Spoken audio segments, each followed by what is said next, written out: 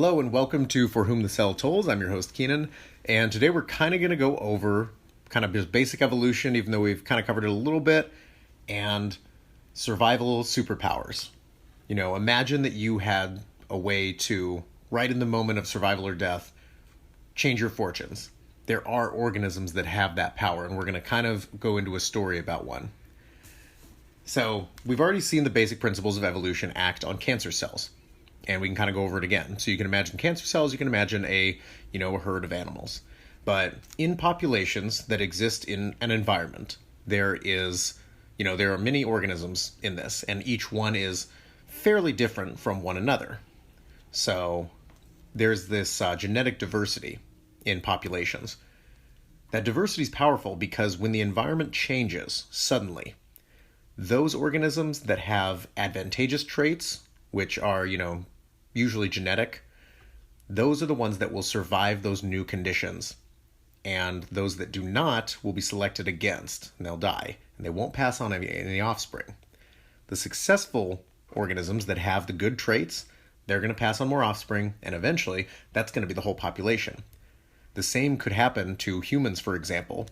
If there was some terror disease that swept through 95% of the population, the 5% of survivors that were resistant to this terror disease would, essentially procreate. Their offspring would be resistant, and, humanity would live on. This actually also highlights why heredity is such an important thing, in that a lot of people used to believe that traits were just random, didn't matter who your parents were, just random things popped up a lot of the time. But in this case, it's good because parents giving rise to resistant and good offspring, that carries that legacy on and allows the survival of a full species, even if it does have to undergo a large change. So sometimes there are more random examples of how evolution can work. Sometimes there's just like a catastrophic event. For example, say you're on an island and a volcano explodes, and the island organism, say that it's like a bird population, let's say 95% of them are swept away, by this volcano. The 5% that existed, maybe they are actually like a different color or something. Like most of the birds were blue, and now the ones that survived just happen to be yellow. That's what we call a bottleneck, and that happens sometimes too. And that's less directed. See, there was no advantage to being yellow, but with the way the world works, sometimes that's how things go. And if a trait like being yellow doesn't have any disadvantage, nothing's going to change it. So there are pretty overall good rules that we can follow with this process, and it definitely doesn't, exclude, any human beliefs. I definitely don't think that knowledge like this or this process needs to ever be like a controversial thing. Like I said, we see it in viruses that infect humans. We see it in cancer tumors, and we see it just out in the wild. So one of the cooler things, and another cancer kind of draw in again, is something called convergent evolution. Essentially all this is, and it sounds fancy, is just that evolution directs towards the same set of traits that work. The same set of stuff that works is usually going to be seen in similar organisms because it works. So one of these examples is that when DNA was starting to become a lot more hot, we were figuring out all this stuff. We were sequencing all these genomes, and we were sequencing all these animal genomes. We actually found out that falcons and hawks, which we assumed because they look so alike, were going to be really close genetically. We found out that they are not even close genetically. They're actually from different families, and they split far along, a really long time ago. They were not recent cousins. But convergent evolution dictates that sharp talons, amazing eyesight, huge wings, those are always going to be an advantage. This is actually really cool because this can translate to the idea that if we ever do encounter extraterrestrial life, we can probably assume, it's going to look like something we've, could imagine, essentially. Because at least if you assume that environments in the universe are similar enough to Earth's, that the traits that make organisms on Earth successful would probably find their way and be successful in organisms on another planet. So, at least if at least if life managed to emerge on a planet like that. That's a whole nother story, though. Cool thing again with convergent evolution. This happens in tumors. Tumors follow there are specific strategies that tumors use when they are confronted with chemo or other types of therapy. And different types of tumors still use the same types of essentially, advantageous traits that they select for. So anytime you attack a tumor, it usually selects something within the same repertoire. Like a talons on a falcon or a hawk, tumors, for example, can, select for cells that are camouflaged from the immune systems thanks to certain cell receptors on their surface. Or in some cases, this is super bad, is when cancer cells develop the ability to use some of their molecular pumps on their surface to actually pump out drugs that go in and attack the cancer cells, and nothing happens then. Another way that they can get rid of drugs is that they can kind of engineer enzymes to be on that normally aren't on in that kind of cell, and those enzymes break things down, and sometimes those enzymes can break down the drug that you're sending in. Super bad again. And, other common ones including adjusting their metabolism to fit their needs. They can eat certain things that they're not usually used to eating. They can kind of inspire through chemical signals blood vessels to come towards the tumor and invest more resources in them. And, another one is they can survive in conditions of very low oxygen. And that's a really big advantage because most of your cells cannot, especially your immune cells. And a really selective and a very cool method, and not cool to say this is good, it's not, is that sometimes the cells can go into a state of what we call quiescence. So they essentially revert back to that cancer stem cell phenotype that we talked about. Remember, you can't call it cancer stem cell. There's some issues with that. But what these aggressively dividing and surviving cells can sometimes do is, in a population that's being attacked by chemo, if they revert back to a state where they're no longer growing aggressively, they can essentially just freeze and not move, and the chemo will essentially just miss them. Because chemo and most of these inhibitors, they're targeted against cells that are actively dividing and aggressively dividing, surviving, things like that. So quiescence is especially dangerous. The idea that a cancer cell that's aggressive can go back to its precursor state that was not aggressive. Very cool thing. I'm blanking on anything in nature that can do anything quite like it. So it's a very, very difficult thing. So we mentioned in the beginning of the episode superpowers of survival. And what this is the story is starts with a scientific rivalry between Darwin and Lamarck, another scientist. So when Darwin came back from the islands, wrote the Theory of Species. Oops, sorry. I think I just messed up the title. What he did by saying that there's variation in populations and the environment changes, and those that are favored by the environment survive, and that's it. Lamarck had a different idea.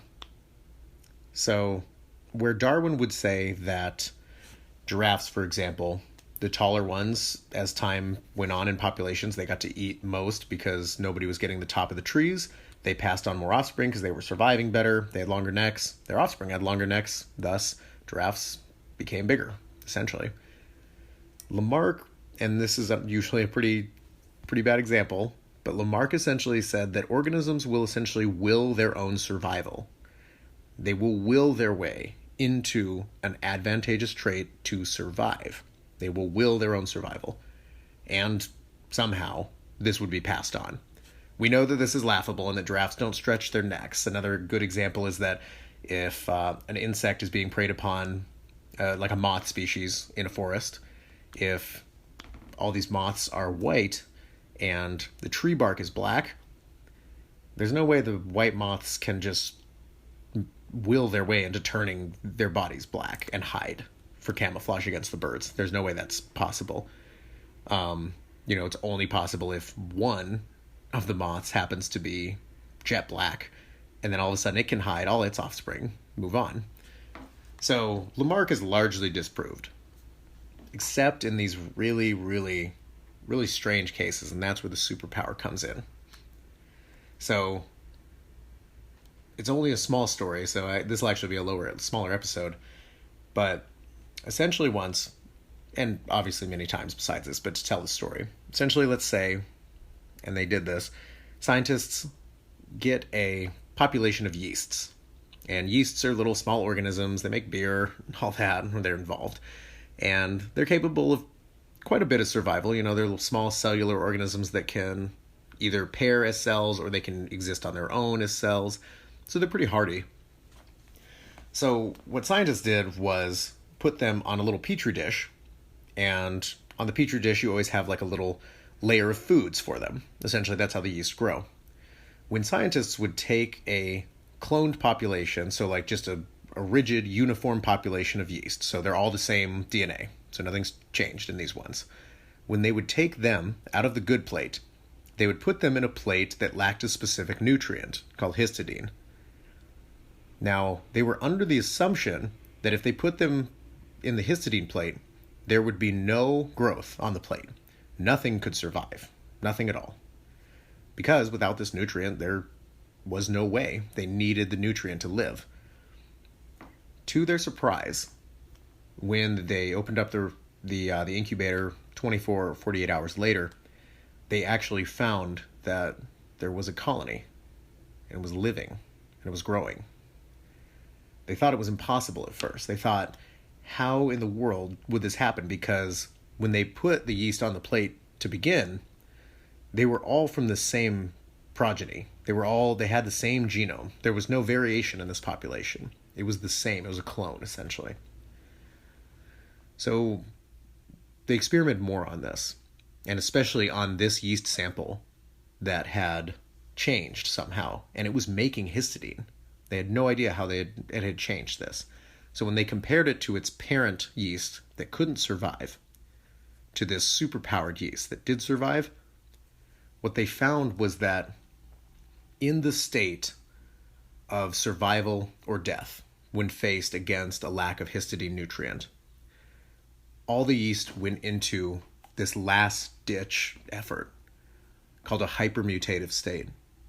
Essentially, they turned off all their DNA editing mechanisms, turned everything off in a last, final stand to try and trigger some genetic change, some Hail Mary, that could lead to some gene being off, some genes being on, that they could make their own histidine or perhaps live without it. And they found that this organism willed its own survival, essentially. Now, to a degree, this behavior had to have been selected probably a long time ago, and it only lays dormant when the environment is so extreme that it would otherwise starve. But I've always thought it was an amazing story of just, sometimes there are moments that, and there are even mechanisms like we saw that can kind of defy what's supposed to happen. And there are superpowers like that, and the hypermutation is one. Hypermutation sadly carries on in disease as well, just like, in cancers, HIV especially. For example, HIV turns off a lot of its DNA editing mechanisms when faced with the immune system. And because of this, the appearance of the virus is constantly changing. That's why our immune system can never handle it, is because it's fighting a different virus every 2 to 3 days. And consequently, hypermutation, we would find out later, is actually used in our B cells. So remember I told you about this in the immune system. Our B cells and our B cells alone go into a hypermutation state for just a brief period when they're all fighting over that antigen. They all want to gobble it up. They all want to target it. And to do that, to have the best binding antibody, they switch into that hypermutation state. So it's not like a crazy thing, but I always loved it because it was this, and it always, this is what drills home for me. What is life? Life is survival. Life is something that, you would do anything to persevere through. I don't know. It's hard as a human to relate, to a yeast, obviously. And I think the equation changes with humans. And I know that I use human examples in this a lot that probably have a lot of caveats, but it's like I've always said from the beginning, it's something cool for you guys to all think about. I love sharing about it. Yeah, hopefully you enjoyed it too. Never looked at yeast the same way again, right? Huh, Scout? Oh, sleeping. Shoot. Any case, thanks so much for listening again. I hope you enjoyed the story of the superpowers of survival. And until next time, have a good night. Bye.